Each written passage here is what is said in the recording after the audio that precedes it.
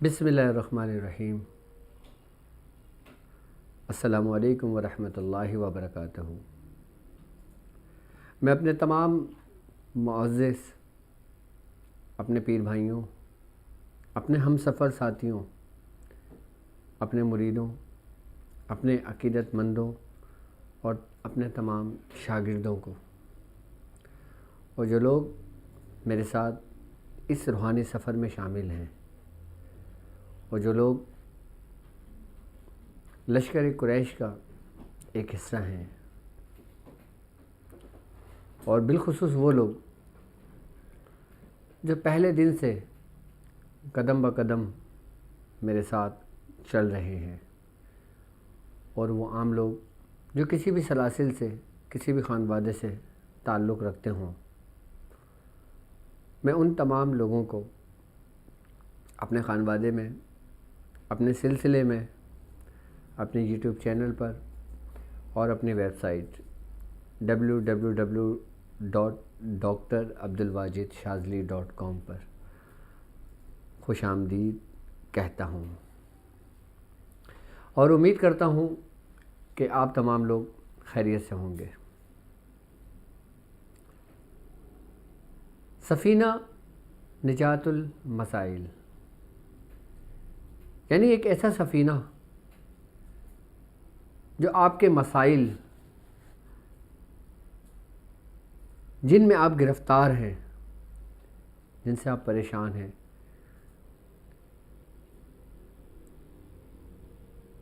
سفینہ نجات المسائل میں سفر کرنے والوں کے وہ مسائل کہ جو ان کی زندگی کا حصہ بن گئے ہیں، وہ ایسے ختم ہو جاتے ہیں کہ جیسے آگ بھوسے کو کھا جاتی ہے۔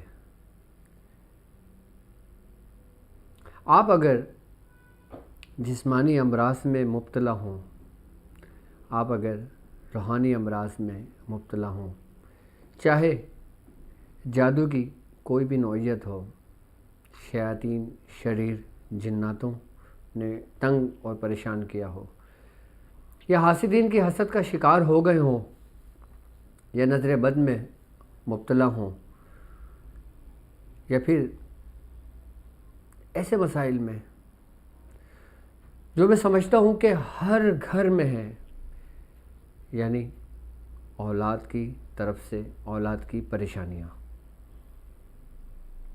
مثلا اولاد کا نافرمان ہونا، گھر کے اندر رزق کی تنگی ہونا،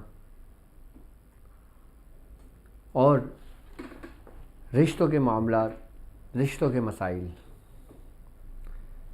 الحمدللہ سفینہ نجات المسائل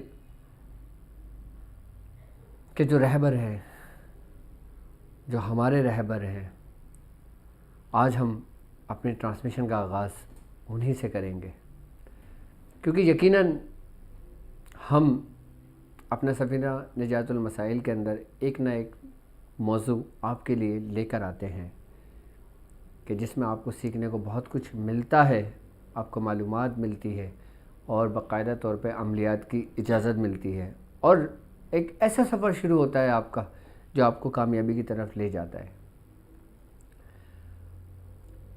ہمارا یوٹیوب چینل، ہمارا سلسلہ، ہمارا خانوادہ ایک ایسا نیٹ ورک ہے کہ جس کے اندر آپ شامل ہو کر آپ کسی بھی مسائل سے چھٹکارا پا سکتے ہیں، اور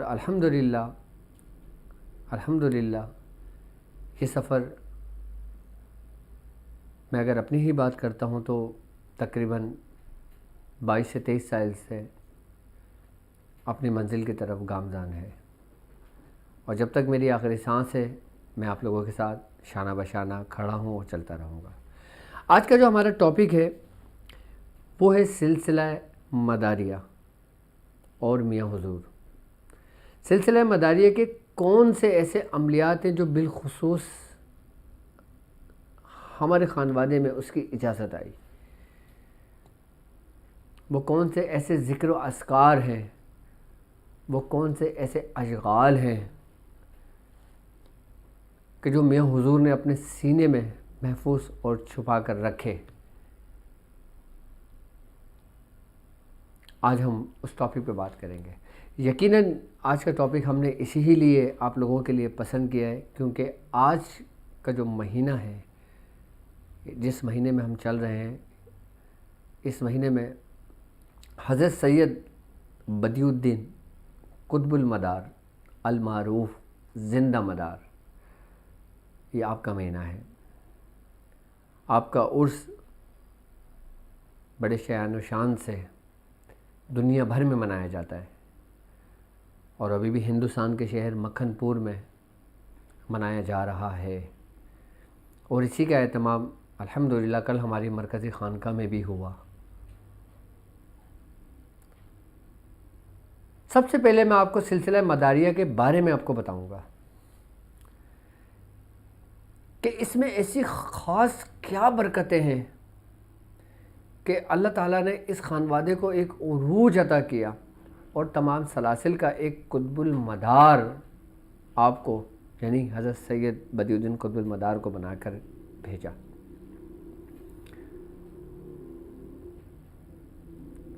اگر ہم سید بدیع الدین قطب المدار کی اگر ہم بات کرتے ہیں تو آپ کی جو پیدائش تھی وہ 1 شوال 242 یعنی کہ 242 ہجری میں آپ شہر حلب میں پیدا ہوئے، اور آپ کی جو عمر مبارک تھی وہ 596 برس تھی، یعنی کہ 596 یعنی کہ 596 آپ کی حیات تھی، آپ کی عمر تھی، کہ جس عمر میں آپ نے پوری دنیا کی سفر کیا، سیاحت کی، اور کس کے حکم پہ کی، ہم اس کا بھی ذکر کریں گے آپ سے۔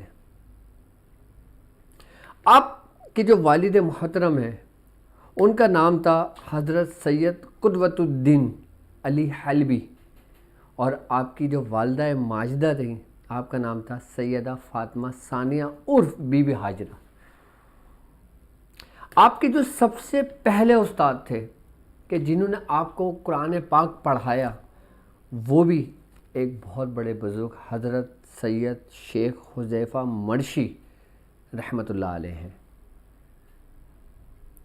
اور پھر جب آپ نے اپنا ابتدائی سفر طے کرا، اور ابتدائی سفر طے کر کے جب آپ روحانیت کی دنیا میں آئے تو آپ نے حضرت بایزید بسطامی رحمۃ اللہ علیہ سے بیعت لی، اور پھر آپ کو وہاں سے خلافت و اجازت ہوئی۔ آپ کے بارے میں کہتے ہیں، بزرگان دین فرماتے ہیں کہ آپ سرکار دو عالم صلی اللہ علیہ وآلہ وسلم کے حکم پر آپ ہندوستان تشریف لے کر آئے۔ جب آپ عمرہ کرنے گئے، وہاں سے جب آپ نے روضہ رسول پہ حاضری دی تو وہاں سے آپ کو حکم ہوا کہ آپ ہندوستان کا رخ کریں۔ پھر آپ نے ہندوستان کے گجرات کے ایک شہر میں وہاں پہ قیام پذیر ہوئے، اور پھر وہاں سے آپ نے پورے ہندوستان میں اپنا سرکل پورا آپ گشت کیا، آپ نے وہاں کافی لوگوں کا آپ نے مسلمان کیا۔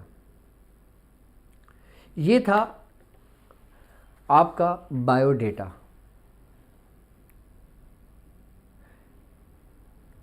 اب سلسلہ مداریہ ہم تک کیسے پہنچا؟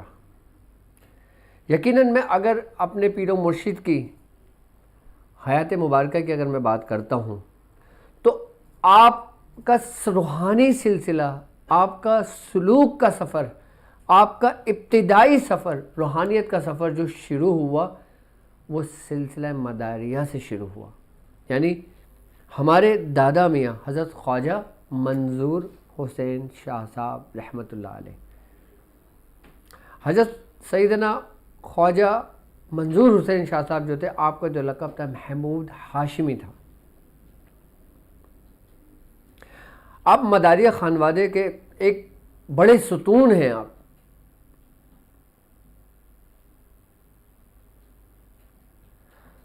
اور آپ کی ریاضت کے بارے میں حضور بتاتے ہیں کہ آپ نے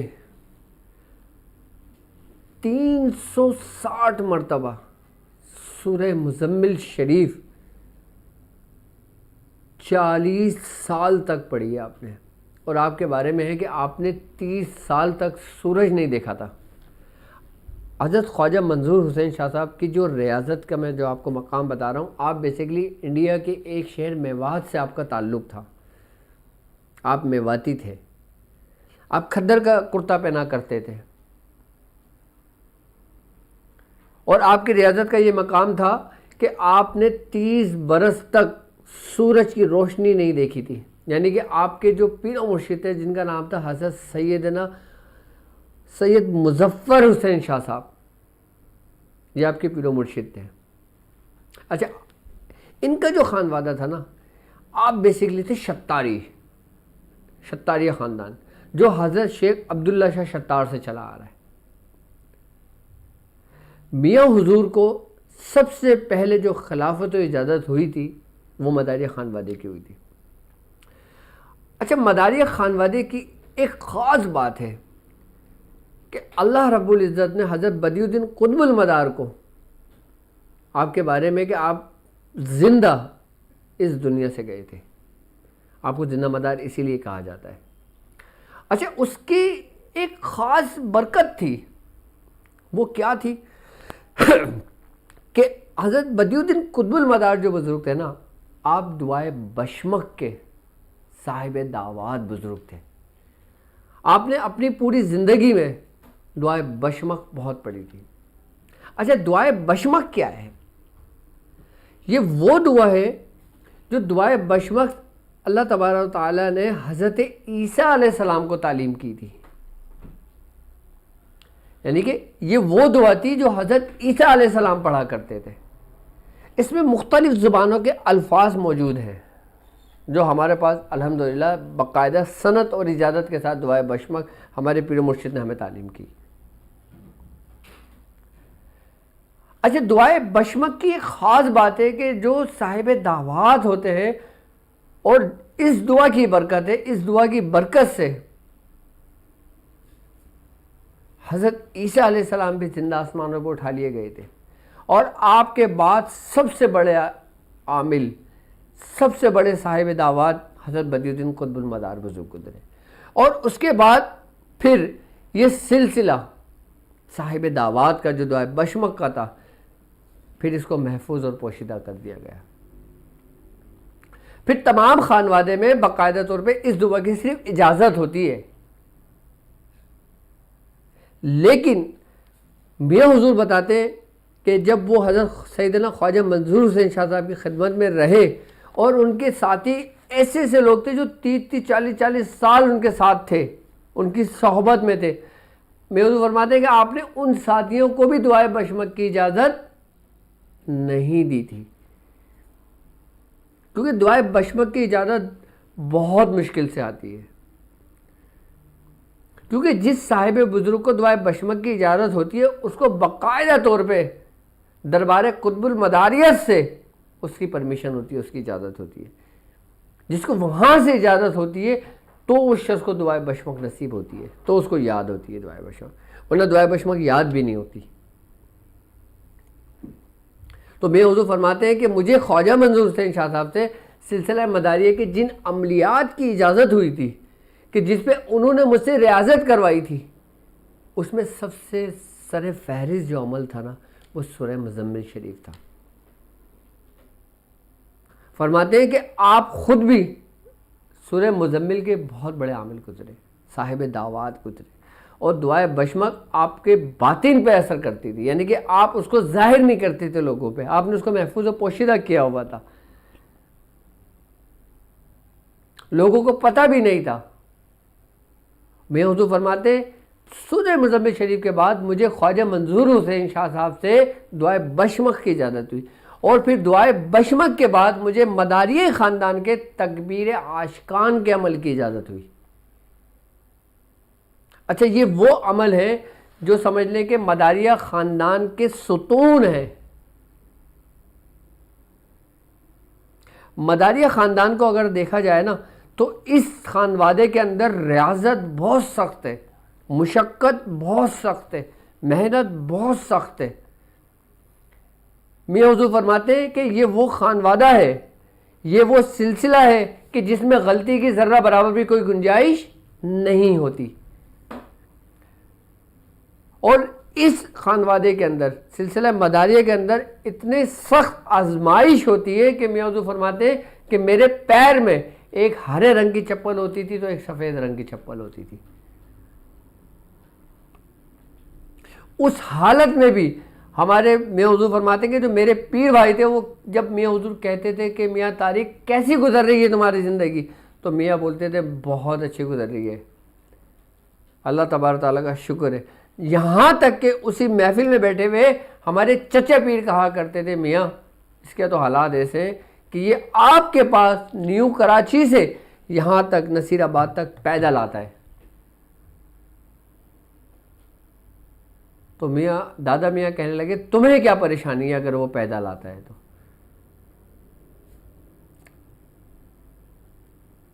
میاں حضور فرماتے کہ جو شیخ تمہارے ظاہر اور تمہارے باطن کو جانتا ہے تو اس کو کہ تمہارے حالات نہیں پتہ ہوں گے.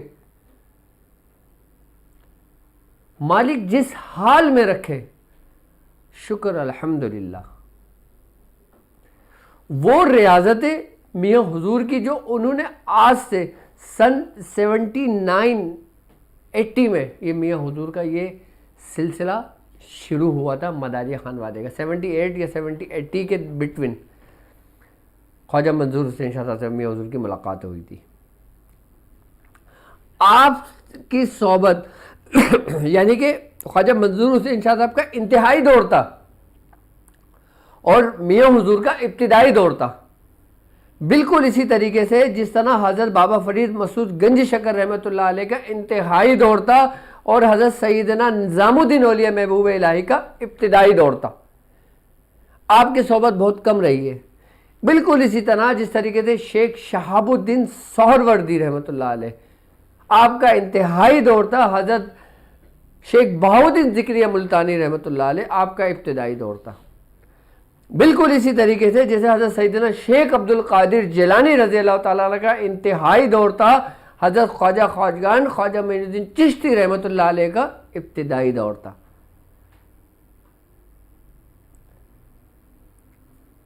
میاں حضور حضرت سیدنا خواجہ منظور حسین شاہ صاحب کی صحبت میں صرف اور صرف 2 سال گزارے ہوں گے آپ نے. اس 2 سال کے عرصے میں بھی بہت کم ملاقاتیں رہی ہیں ان کی.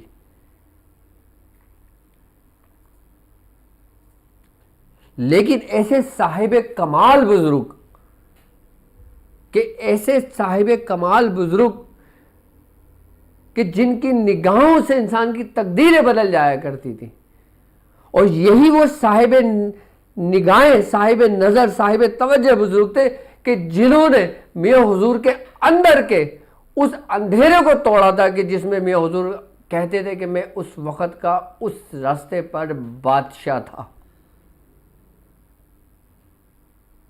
یعنی وہ دنیا کہ جو میاں حضور کی ابتدائی دنیا تھی کہ جس کے بارے میں بہت کم لوگ جانتے ہیں، اور میاں حضور نے اس پہ پردہ رکھا ہے بہت کم لوگ، لیکن ہم اس کو تفصیلی جانتے ہیں. کیوں؟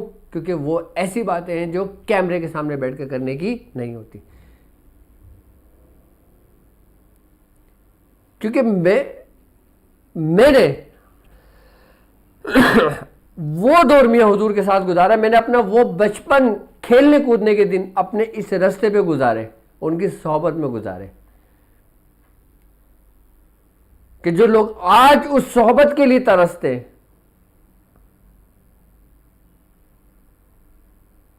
ہم نے وہ وقت میاں حضور کے ساتھ گزارا کہ اس وقت میں میاں حضور سلسلہ مداریہ کے بارے میں اتنا کچھ ہمیں سمجھاتے تھے، اتنا بتاتے تھے، اس کے ذکر و اذکار کے بارے میں بتاتے تھے، اس کے اشغال کے بارے میں بتاتے تھے، اس کے سب کے اسٹیپ بائی اسٹیپ طریقے بتاتے تھے. لیکن ایک بات یاد رکھیے گا، میاں حضور فرماتے ہیں کہ میں نے اس وقت بھی صرف 2 یا 3 لوگوں سے زیادہ میں نے سلسلہ مداریہ کے اندر کسی کو بیعت نہیں کرا تھا، کیونکہ اس کا جو بوجھ تھے نا، اس کے جو معاملات ہیں، یعنی کہ سلسلہ مداریہ کے جو معاملات ہیں نا وہ بہت سخت ہیں. یعنی کہ میاں حضور نے اپنا ابتدائی سفر جو کیا تھا نا یعنی کہ جو بیت آپ کی طلب تھی خواجہ منظور حسین شاہ صاحب سے، وہاں پہ میاں حضور کا ایک زندگی کا حصہ اپنے اختتام کو پہنچا تھا. اس کم عرصے میں سلسلہ مداریہ کی وہ امانتیں میاں حضور کو ملی تھی کہ جس کا ذکر میاں حضور نے آج تک نہیں کیا. میں نے نہیں دیکھا میاں حضور کو کسی ویڈیو میں یا کسی نشست کے اندر آج کے تقریباً 10-12 سال کے عرصے کے اندر جو تبرکات میاں حضور کو سلسلہ مداریہ کی طرف سے ملے تھے. میاں حضور اس کو بڑا محفوظ و پوشیدہ رکھتے ہیں، اس کا ذکر نہیں کرتے کسی سے.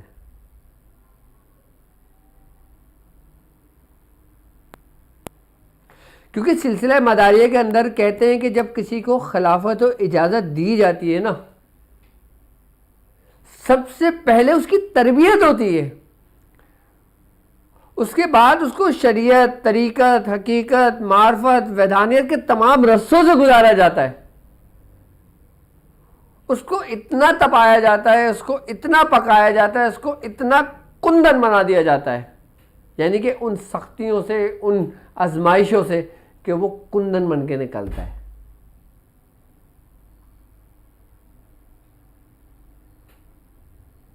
یہاں تک کہ ہے کہ سلسلہ مداریہ کے اندر ایک کتاب میں نے خود اپنے آنکھوں سے پوری کتاب وہ پڑھی تھی، آج بھی وہ میرے پاس کتاب ہے. اس کا نام تھا 17ویں شریف، جو صرف اور صرف مداریہ خانوادے کی تھی. اگر جو لوگ سلسلہ مداریہ سے تعلق رکھتے ہیں وہ شاید 17ویں شریف کے بارے میں جانتے ہوں. کہتے ہیں کہ وہ صرف اور صرف چند کتابیں تھیں 17ویں شریف کی، اس کے بعد اس کو پوشیدہ کر دیا گیا تھا کیونکہ اس کے اندر ایسے راز اسرار کی باتیں لکھی ہوئی تھیں. میں نے اس کے اندر خود باقاعدہ طور پہ شریعت کے کلمے دیکھے، طریقت کے کلمے دیکھے، حقیقت کے کلمے دیکھے، معرفت کے کلمے دیکھے، ویدانیت کے کلمے دیکھے. میں نے خود اپنی آنکھوں سے دیکھ کر پڑھا ہے.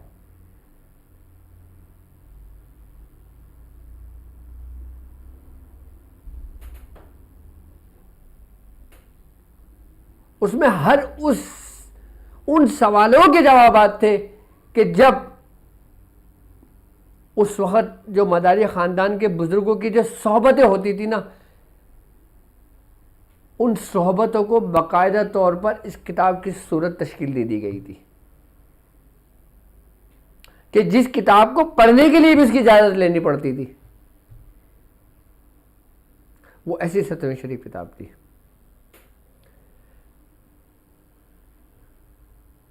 جب حضرت خواجہ منظور حسین شاہ صاحب کا وقت آیا قریب، پھر میاں حضور کو انہوں نے حضرت سیدنا عثمان علی شاہ صاحب رحمۃ اللہ علیہ کے حوالے کر دیا تھا. کہا تھا تمہارا ایک حصہ بھی اور باقی ہے.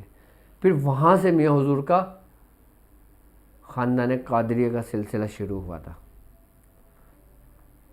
یعنی کہ سلسلہ مداریہ کا جو سفر میاں حضور کا رہا وہ تقریباً 2 سے 2.5 سال کے درمیان کے عرصے میں رہا، کہ جس کے اندر میاں حضور فرماتے کہ اتنی سخت ریاضتیں، اتنی سخت مشقتیں، اتنی سخت آزمائشیں کہ میاں حضور کو اپنا گھر تک ترک کرنا پڑا تھا.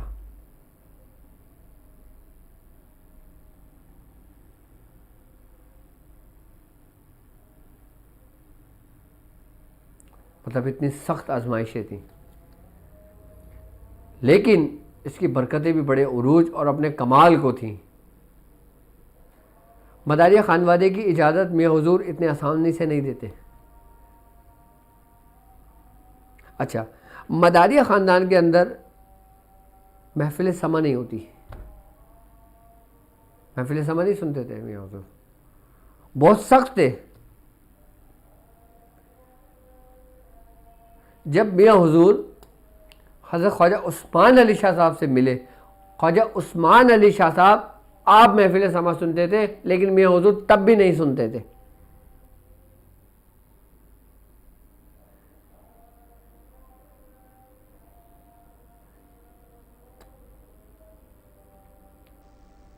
میاں حضور تب بھی نہیں سنتے تھے. یہاں تک کہ جب ہمارا ابتدائی دور تھا اس وقت بھی میاں حضور محفل سما کا اہتمام نہیں کرتے تھے، لیکن جب آپ کا آخری وقت آیا عثمان علی شاہ صاحب کا، پھر میاں حضور نے محفل سما کا اہتمام شروع کیا۔ آپ نے خود ان کو باقاعدہ حکم دیا تھا کہ میں نے اپنے اس بزرگان دین کے قول کو، اپنے پیر و مرشد کے قول کو 60 سال نبھایا، اب تم اس سفر کو پورا کرو گے۔ تو پھر میاں حضور نے وہ شروع کیا تھا محفل سما کرنا، لیکن جہاں تک مجھے یاد ہے میاں حضور نے دادا میاں کی زندگی میں نہیں شروع کیا تھا یہ سفر۔ میاں حضور نے سفر ہی شروع کیا تھا خواجہ عثمان علی شاہ صاحب کے بعد۔ اس سے پہلے میاں حضور نہ محفل سما میں جاتے تھے نہ کرتے تھے۔ ایک دفعہ میاں حضور فرماتے ہیں کہ یہ بات سن شاید 83 یا 84 کی بات ہے یا 86 کی بات ہے، تو میاں حضور کے ساتھ کچھ لوگ تھے، انہوں نے کہا کہ آج ہم محفل سما سنتے ہیں۔ تو میاں حضور نے کہا نہیں میں نہیں سنتا، لیکن لوگوں نے کہا نہیں آپ کریں، سنیں۔ تو میاں حضور فرماتے ہیں کہ ہم نے محفل سما کا اہتمام کر لیا تو اس میں 2 لوگ پاگل ہو گئے تھے۔ اس محفل سما کی جو روحانیت تھی، جو تجلیات الہی تھی، اس کو وہ برداشت نہیں کر پائے۔ تو اس کے بعد میاں حضور فرماتے ہیں کہ میں نے وہ بند کر دیا تھا سلسلہ۔ محفل سما وہ ہوتی ہے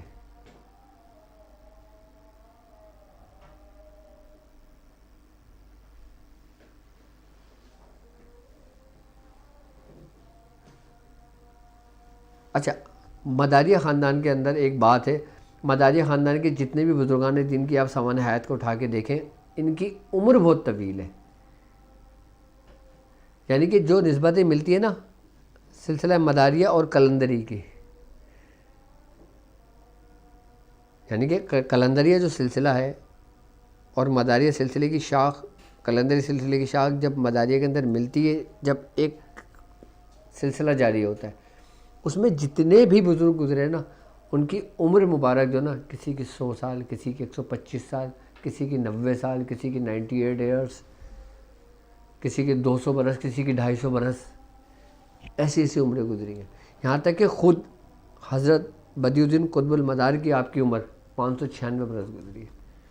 فرماتے ہیں کہ آپ نے 96 آپ کی جو عمر تھی نا، آپ نے اس عمر تک کھایا پیا تھا، اس کے بعد 500 برس تک نہ آپ نے کچھ کھایا نہ آپ نے پیا، آپ حالت استغراق میں رہے۔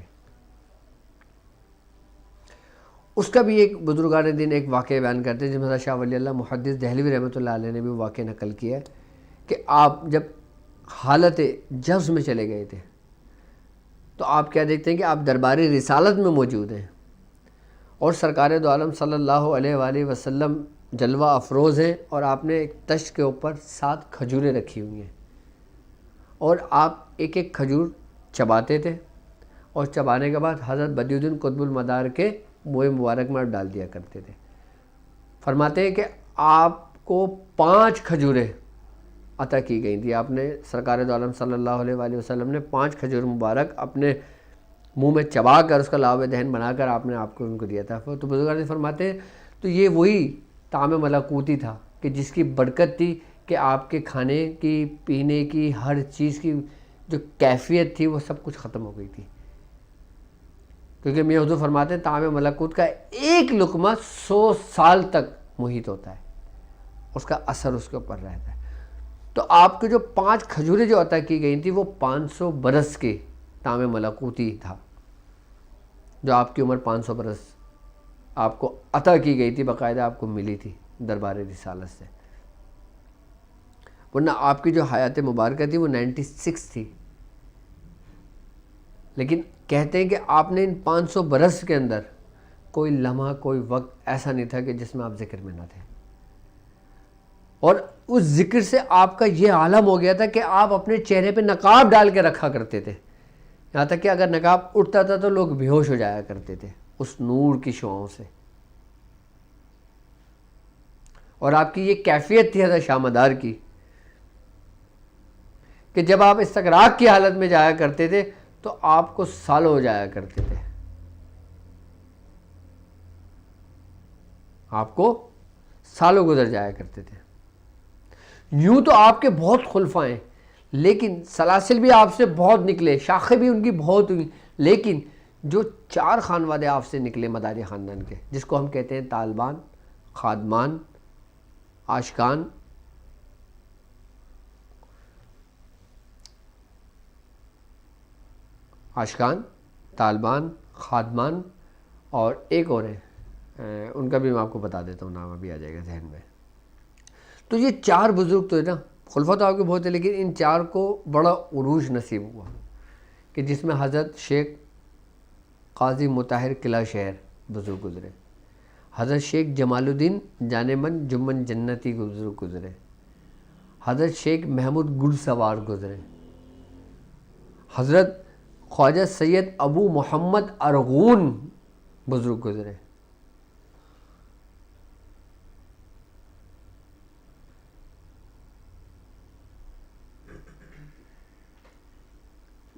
جن کی شاخیں ان سے خانوادے نکلے باقاعدہ طور پر. اور میاں حضور فرماتے ہیں کہ مجھے ان 4 کی نسبتیں مجھے ملی,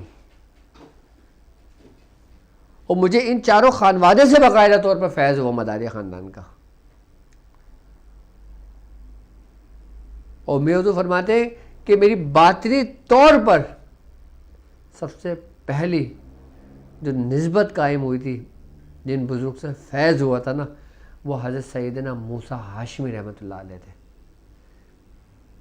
آپ اویسی بزرگ گزرے, آپ وہ بزرگ تھے کہ جن کی تربیت سرکار دو عالم صلی اللہ علیہ وآلہ وسلم نے خود فرمائی تھی. آپ اویسی خاندان کے بزرگ گزرے, آپ اویسی تھے.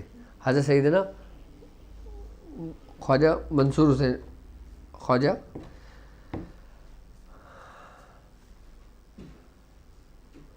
حضرت سیدنا موسیٰ ہاشمی رحمۃ اللہ علیہ, آپ کی 29 تاریخ چاند کی میاں حضور دلایا کرتے تھے, اور خواجہ منظور حسین شاہ صاحب کی 27 تاریخ تھی,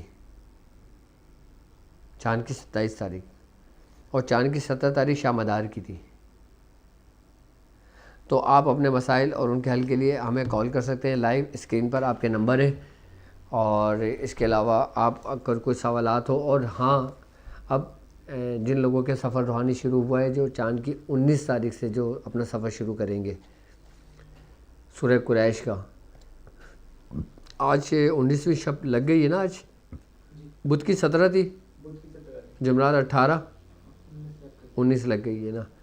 تو وہ باقاعدہ طور پہ پرہیز کے ساتھ ترک جلالی و جمالی سے 1900 کا سفر کرنا چاہیں تو 1900 کا سفر کر لیں 40 دن تک. لیکن اس میں ایک بات یاد رکھنا, پرہیز کا بہت عمل و دخل ہوگا, یعنی کہ پرہیز آپ کا بہت سخت ہوگا, ٹھیک ہے. باقی اگر اپنے پڑھائی کے دوران اگر کسی قسم کا کوئی سوال ہے تو وہ مجھ سے کمنٹس میں کر سکتا ہے, مجھ سے پوچھ سکتا ہے, اور لائیو کال کر سکتے ہیں. اور آپ اپنے مسائل ہماری ویب سائٹ www.drabdulwadiشاذلی.com پر بھی اپنے شیئر کر سکتے ہیں. وہاں پہ بھی لائیو چیٹ کا آپشن موجود ہے, وتی کا آپشن موجود ہے آپ کا, اور وہاں پہ آپ کے باقاعدہ پیج بھی بنا ہوا ہے آپ کے مسائل اور ان کے حل کا, وہاں پہ آپ اپنے مسائل ہم سے شیئر کر سکتے ہیں, ٹھیک ہے. تو موسیٰ کنگ صاحب, میری طرف سے آپ کو سورہ قریش کی اجازت ہے. جی السلام علیکم. وعلیکم السلام مرشد کریم. اللہ آپ کا سایہ ہمارے اوپر اور ہم آپ کی اولاد کا سایہ ہماری نسلوں پر قائم رکھے. آمین آمین یا رب العالمین. مرشد کریم, مجھے اپنے بھائی کے بارے میں پوچھنا تھا. میرے بھائی اور اس کی بیوی کے درمیان 2 سال سے جدائی ہے. میں نے آپ کے ویڈیوز فالو کیے تھے. میں نے حقے کے عمل کا چراغ بھی 3 مہینے کے لیے ان کے لیے دیا تھا. نقش اجل کی بھی میں نے زکوٰۃ ادا کی تھی. میں نے گھر واپس بلانے کے لیے نقش اجل بھی لکھا تھا, لیکن وہ ابھی آئی نہیں. اچھا ٹھیک ہے. تو ایک اور مسئلہ بھی پوچھنا تھا. جی بولے. میری بہن کا نام سلمہ نسرین ہے, بنت شاکر موسیٰ. ان کا علاج آپ کے پاس چل رہا تھا. ٹھیک ہے. تو آپ نے انہیں بتایا تھا کہ 500 مرتبہ یا اللہ یا رحمان یا رحیم پڑھا کریں. ٹھیک ہے. لیکن ان کے ساتھ وہ معاملات ہو گئے تھے کہ وہ پڑھ نہیں پا رہے تھے. ناغے کے دن شروع ہو رہے تھے ان کے ساتھ. تو آپ نے پھر بتایا فریدہ سلیمانی استعمال کرنے کا. انہوں نے فریدہ سلیمانی استعمال کر تو لیا ہے, اب وہ دوبارہ سے آپ سے اجازت چاہ رہی تھی. بالکل اولاد کی خواہش. میری بہن بالکل میری طرف سے اجازت ہے, آپ وہ کر سکتی ہیں, ان کو اجازت دے سکتی ہیں, ٹھیک ہے. جی چلے گا. اور کچھ پوچھنا چاہیں گی؟ جی مرشد کریم, مجھے میرے لیے کچھ پوچھنا تھا. مرشد کریم یہ بتائیں کہ کم ظرفی اور اعلیٰ ظرفی کے کیا. Hello hello. السلام علیکم. وعلیکم السلام. حضور کیسے ہیں آپ؟ الحمد للہ. حضور میں لاہور سے حیدر بات کر رہا ہوں. جی تو حضور میں نے جاب کے لیے اپلائی کیا, گورنمنٹ جاب کے لیے نا. ٹھیک ہے. تو سر حضور اس کے لیے کئی بتا دیں, دعا کوئی وظیفہ وغیرہ, اس وجہ سے سورہ پڑھ رہا ہوں میں. ٹھیک ہے. میری ٹائم نا ختم ہونے والی ہے. آپ نے ایک کام کرنا ہے, یا باسط و رزق, کیا جی سر, یا باسط و رزق 500 مرتبہ روز پڑھ لینا, ان شاء اللہ تعالیٰ اس کی برکت سے آپ کی جاب ہو جائے گی, ٹھیک ہے. جی حضور. حضور ایک میں میڈیٹیشن کر رہا ہوں میں, تو آنکھ تو کھلی رہتی ہے لیکن نا پتلی سے ہٹ جاتی ہے اس سے, فوکس سے نا, ڈاٹ سے. صحیح ہے. جی حضور اس کے لیے نہیں, اس کو کنٹینیو رکھیں. باقی ان شاء اللہ تعالیٰ جنوری کے مڈ میں میرا ان شاء اللہ لاہور اسلام آباد آنا ہوگا, تو مجھ سے ملاقات کر لیجیے گا, ٹھیک ہے. جی چلیں, اللہ حافظ. اللہ حافظ. جی السلام علیکم.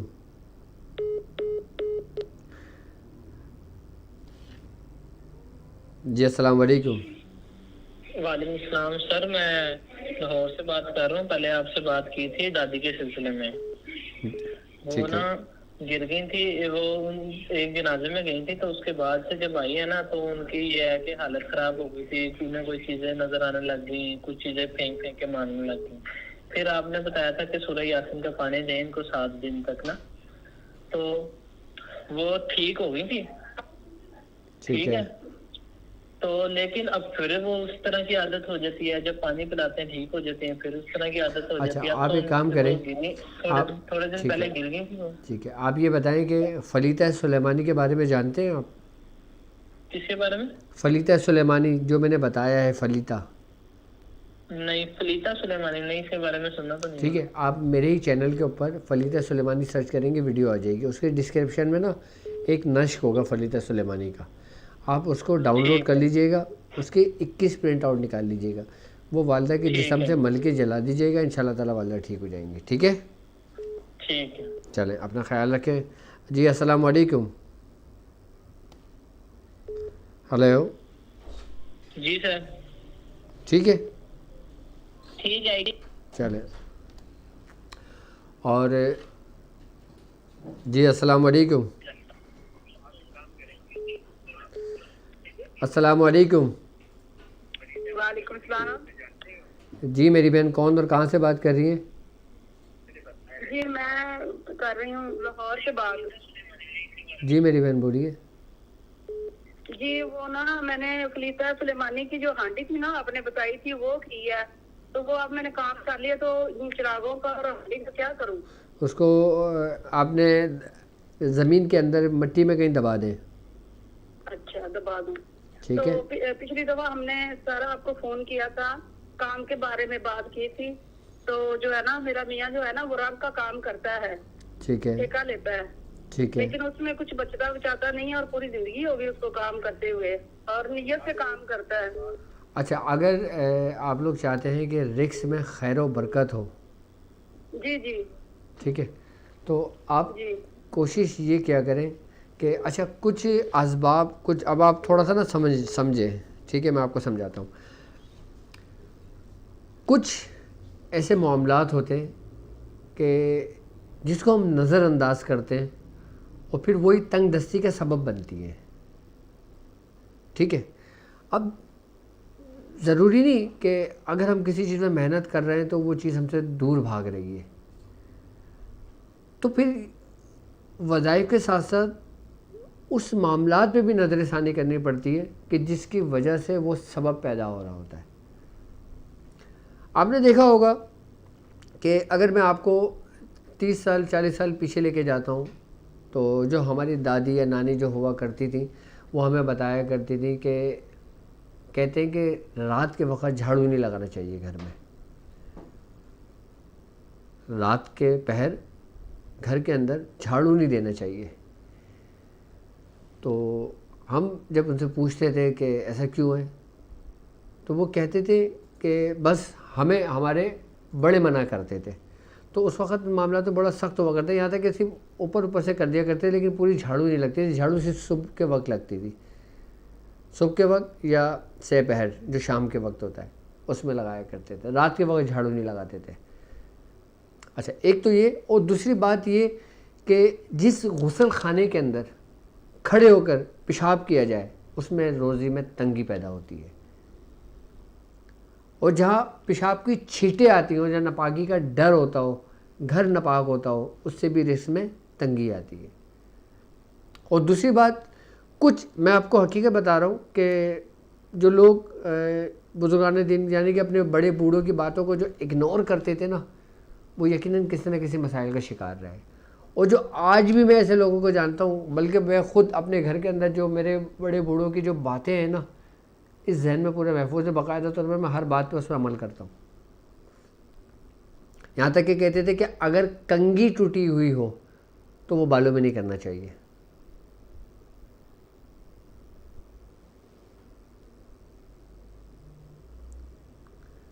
آئی نا بات سمجھ میں؟ تو پہلے کے بڑے بوڑھوں کے گھر معاملات میں جو باتیں ہوتی تھیں، جیسے لوگ بولتے تھے کہ بیٹا مغرب کا ٹائم ہو رہا ہے، بیٹیوں کو گھر سے باہر نہیں نکلنے دو، ابھی اذان ہو رہی ہے، ابھی باہر نہیں نکلنے دو، جب اذان ہو جائے پھر بھلے چلے جانا، ننگے سر آسمان پہ نہ جاؤ کھلے، منع کرتے تھے۔ عصر اور مغرب کے وقت جب دونوں وقت مل رہا ہوتا ہے اس میں منع کرتے تھے کہ بھائی تم یہ کام نہیں کرو، یعنی کہ بچوں کو آپ گھر سے باہر نہیں بھیجو۔ اس میں حکمتیں تھیں ان کی باتوں میں، ہم نے وہ رستہ چھوڑ دیا، تو یقیناً پھر ہم ایسے مسائل میں شکار ہو گئے۔ ہم بولتے نہیں کچھ نہیں ہوتا، اپنے بچوں کے لیے چل دیے۔ آپ کو تو کچھ نہیں ہوگا، لیکن اس کا جو اثر ہوگا نا وہ اس بچے پر ہوگا۔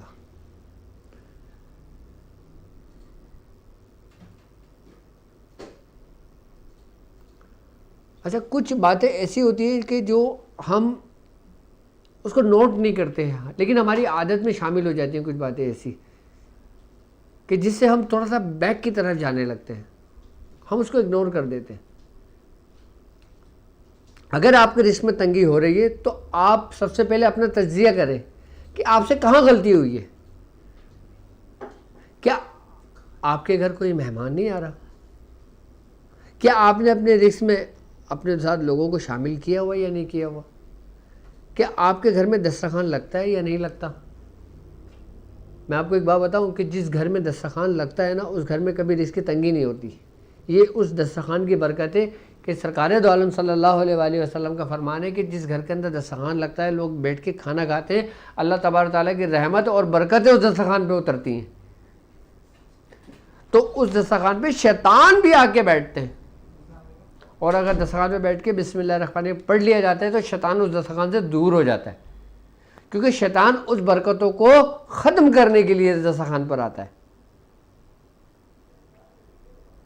اور جس گھر کے اندر دسترخوان لگتا ہے، یہاں تک کہ سرکار دو عالم نے فرمایا کہ اگر تم سالن یا کوئی ایسی ڈش کھاتے ہو تو آپ بیچ سے نہ کھایا کرو، سائڈوں سے کھایا کرو، کیونکہ برکت بیچ میں اترتی ہے۔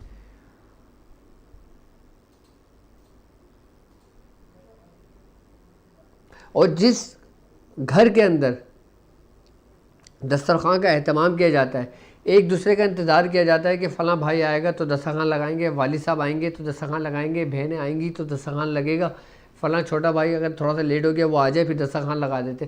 جب کہتے ہیں بزرگان دین کہ جب کوئی بھائی اپنے بھائی کا انتظار کرتا ہے کہ وہ آئے گا تو دسترخوان لگائیں گے، اس انتظار میں جتنی گھڑیاں گزرتی ہیں وہ عبادت میں شامل ہوتی ہیں اس کی۔ اور کہتے ہیں بزرگان دین کہ برکتیں اس وقت سے نازل ہونے شروع ہو جاتی ہیں کہ جب بھائی اپنے چھوٹے بھائی کا یا بڑے بھائی کا انتظار کرتا ہے یا اپنے ماں باپ کا انتظار کرتا ہے دسترخوان کے لیے۔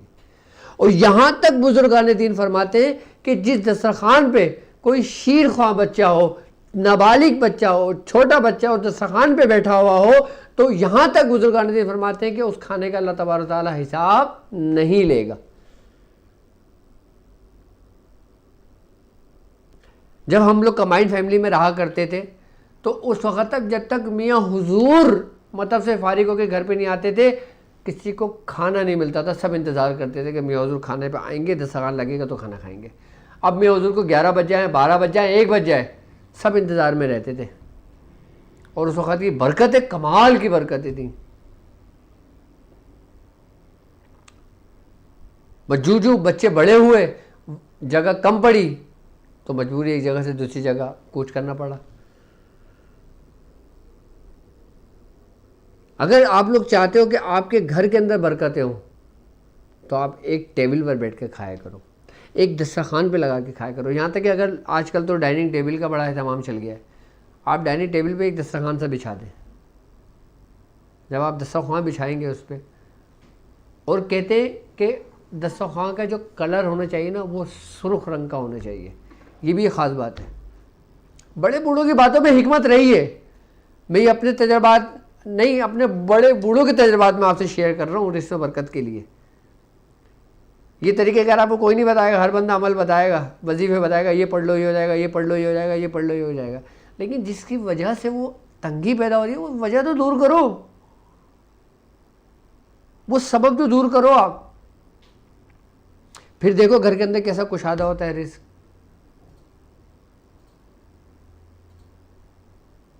اور یہ بھی فرماتے ہیں کہ جب دسترخوان پہ جب کھانا کھا کے جب فارغ ہوا کرو تو دسترخوان کو بچھا نہیں رہنے دیا کرو, اس کو فوری طور پہ سمیٹ لیا کرو, کیونکہ اس پر شیطان آ کر بیٹھ جاتا ہے.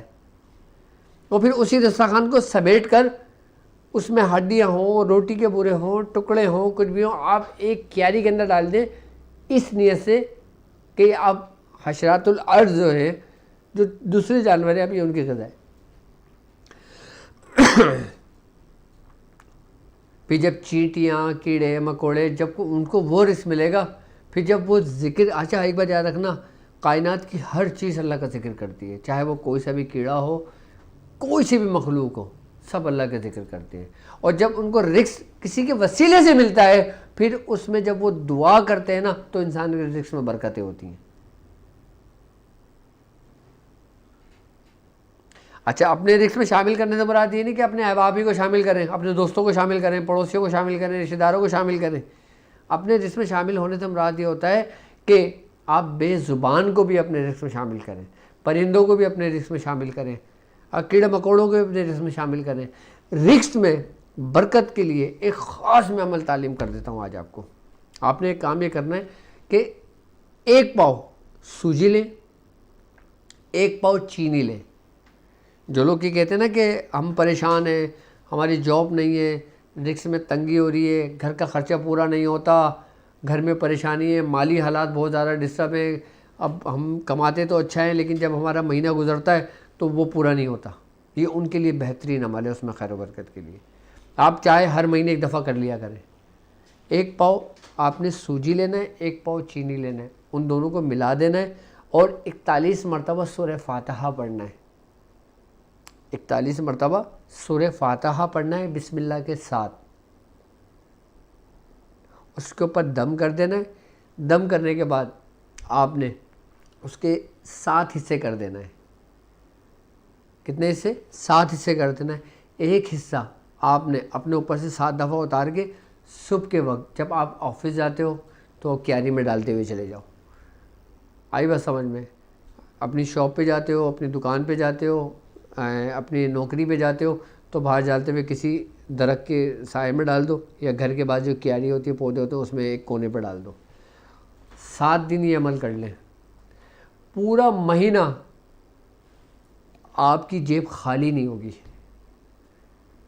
آپ کو وہ پریشانی نہیں ہوگی کہ مجھے کرایہ کہاں سے دینا ہوگا. بہترین عمل ہے یہ, چینی اور سوجی والا.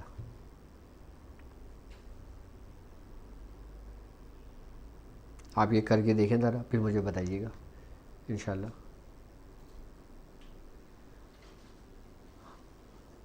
میرے پاس اگر 1000 بندے اپنے مسائل شیئر کرتے ہیں نا تو 900 مسائل یہی ہوتے ہیں کہ رزق میں پریشانی ہے. اب ہم اگر ظاہری حالات دیکھتے ہیں, اپنی معیشت دیکھتے ہیں اور اپنا رہن سہن دیکھتے ہیں, پھر ہم یہ دیکھتے ہیں کہ ہماری انکم اتنی ہے, ہمارے خرچے اتنے, تو آٹومیٹکلی ہمیں رزق کی تنگی تو ہوگی. لیکن ایک بات یاد رکھیں کہ اگر آپ کے پاس, مثال کے طور پر میں آپ کو ایک کاروبار میں, یہ اس کا پڑھائی سے کوئی تعلق نہیں ہے, لیکن میں ایک فزیکلی ایک بات سمجھانا چاہتا ہوں آپ کو.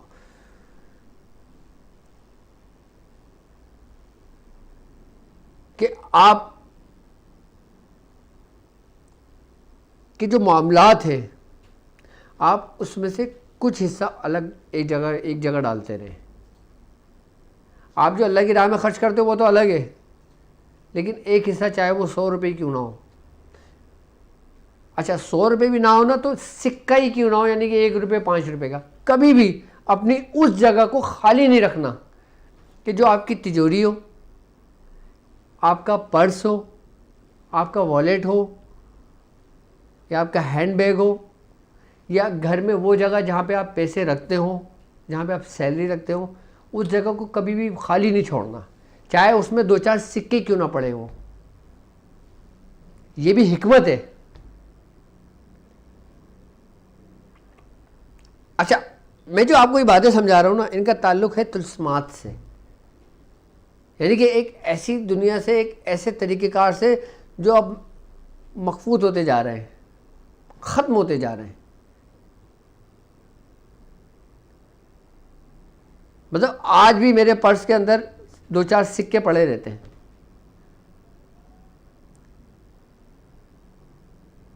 کبھی بھی اس چیز کو خالی نہیں رکھنا آپ.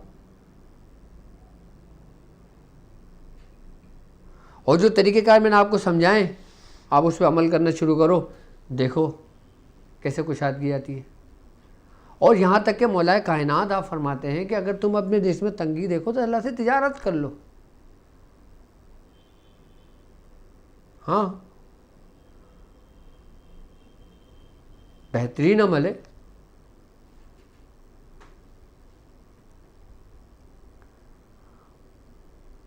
وظیفے کرنے سے, چلے کرنے سے ثواب و فائدہ تو ملتا ہے آپ کو اس کا. اچھا بزرگان دین اگر کوئی پوچھتا نا کہ میاں میں پریشان ہوں روزے رزق کے لیے, مجھے کوئی وظیفہ دے دیں. اچھا وہ جو وظیفہ دیا جاتا ہے نا وہ اس کے اندر کے حصے کو پاکیزہ کرنے کے لیے دیا جاتا ہے, اس کو صاف کرنے کے لیے دیا جاتا ہے, پاک کرنے کے لیے دیا جاتا ہے. وہ اس لیے تعلیم کیا جاتا ہے کہ اگر اس سے کوئی ایسی غلطی سرزد ہو رہی ہے کہ جس کی وجہ سے اس کا رزق تنگ ہو رہا ہے تو وہ ختم ہو جائے. اب رزق میں تنگی کی ایک سب سے بڑی وجہ نا زنا ہے. میں آپ کو حقیقت بتا رہا ہوں,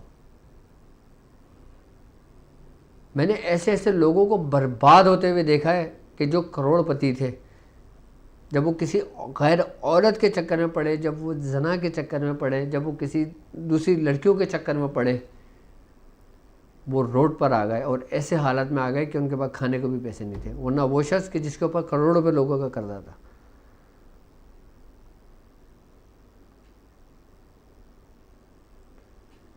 بے حیائی, بے شرمی, یعنی گناہ وہ جو آنکھوں کا ہو, جو آج کل بہت زیادہ عام ہو گیا ہے. گناہ وہ جو زبان کا ہو. آئی بات سمجھ میں؟ یہ بھی رزق کو تنگ کرتا ہے.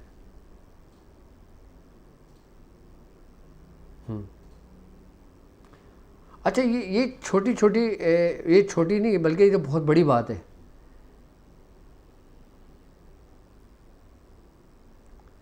کہ جو رزق میں تنگی کا جو سبب ہوتا ہے نا, اس میں سب سے بڑا عمل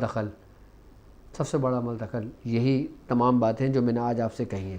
اگر آپ کاش وظیفہ پڑھنے سے بہتر ہے ان باتوں پہ عمل کر لو, آپ کو کسی وظیفے کی ضرورت نہیں پڑے گی. جب بھی رزق میں کمی دیکھنا شروع کرو فوراً اپنا تجزیہ کرنا شروع کر دو کہ کہاں مجھ سے غلطی ہوئی ہے.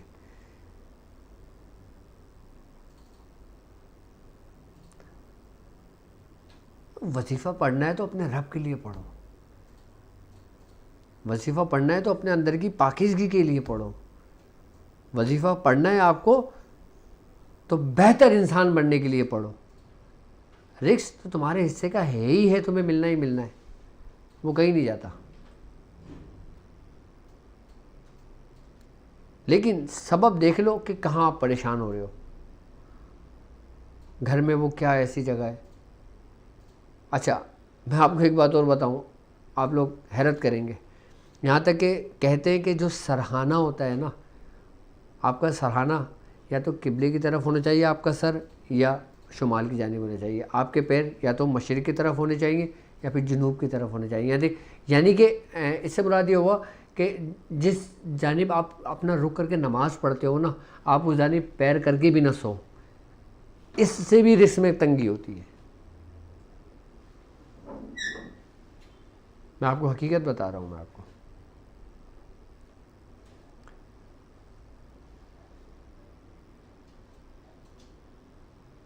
یہ وہ باتیں ہیں جو ہم نے اپنے بزرگوں کی صحبتوں میں سیکھی ہیں، سمجھی ہیں. میں عمر میں تو چھوٹا ہوں لیکن میری صحبتیں، یعنی کہ جب میں 15 سال کا تھا اس وقت میں جس محفل، جس صحبت، جس پنچایت میں بیٹھتا تھا نا، وہاں پہ 80 90 سال کے بزرگ آ کے بیٹھتے تھے میاں حضور کے ساتھ.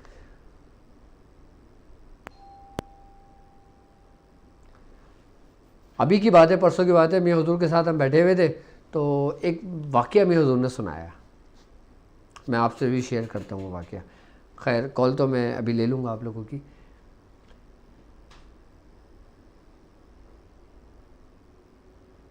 وہ واقعہ یہ تھا کہ ایک شخص تھا، سمجھنے والی بات ہے، اس نے 2 شادیاں کی ہوئی تھیں.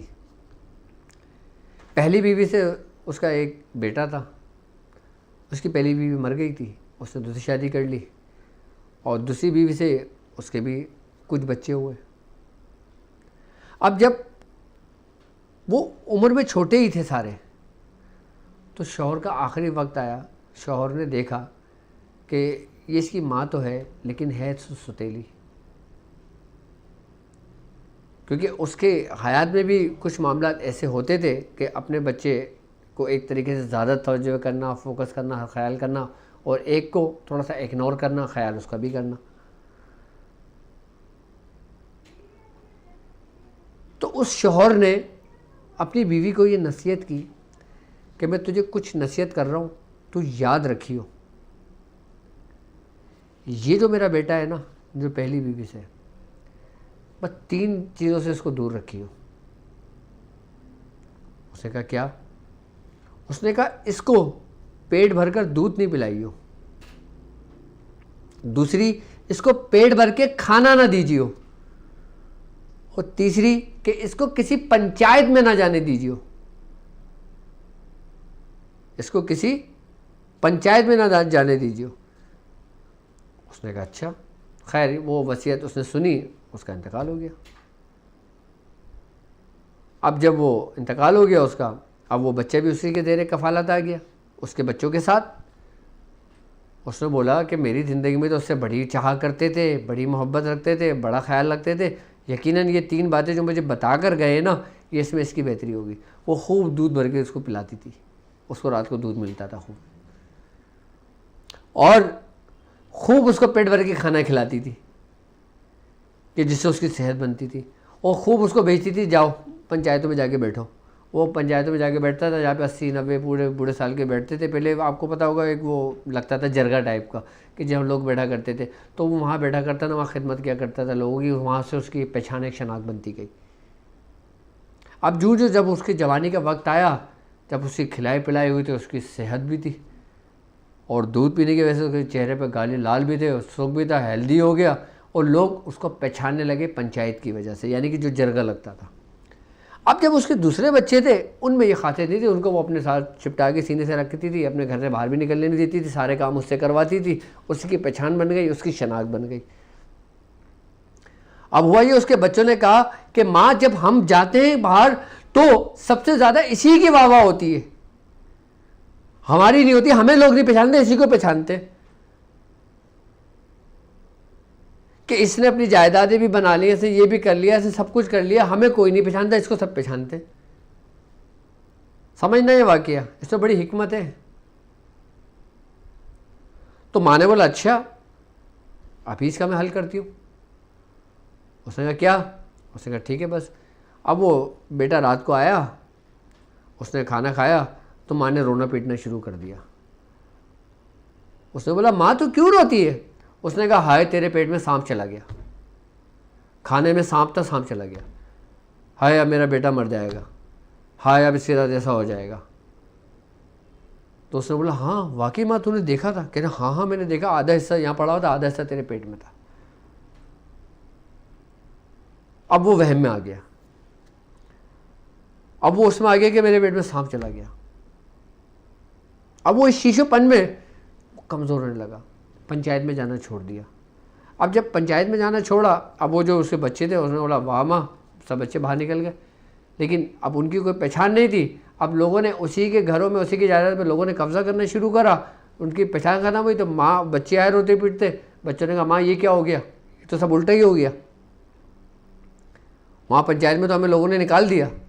پہلے تو اس کا روب تھا, اس کو لوگ جانتے تھے, یہ پہلوان تھا, اس سے لوگ ڈرتے تھے. اب یہ گھر سے ہی نہیں نکلتا, یہ اس وہم میں آ گیا, اس کی حالت دیکھیں کیا ہو گئی ہے. تو ماں نے بولا تو پریشان نہ ہو, میں اس کا بھی حل نکال دیتی ہوں. اس نے کہا کیسے؟ اس نے کہا بس صحیح ہے.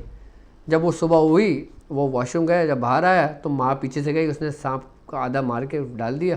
بچے کو لایا, اچھا ہوا, مبارک, خوش ہوئی کہ بھائی سانپ نکل گیا, سانپ نکل گیا, سانپ نکل گیا. جب وہ اس نے بولا, نے کہا واہ ماں نکل گیا کیا؟ اس نے جب جا کے دیکھا تو وہی سانپ جو اس نے ڈالا ہوا تھا وہ اس وہم سے باہر آیا. اور جب وہم سے باہر آیا تو وہی اس کی صحت بحال. یعنی وہم, ایک غلط بات آپ کے دل پر ڈالنا آپ کی پوری زندگی کو برباد کر دیتا ہے. ابھی 2 دن پہلے یہ میرے حضور نے بتایا تھا یہ واقعہ.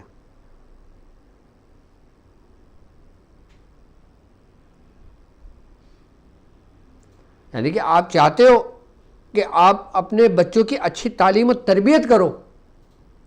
ہر ماں کو ہوتی ہے کہ اپنے بچے کو اچھے سے اچھا کھلائے. کم کھلاؤ لیکن اچھا اور اعلیٰ کھلاؤ.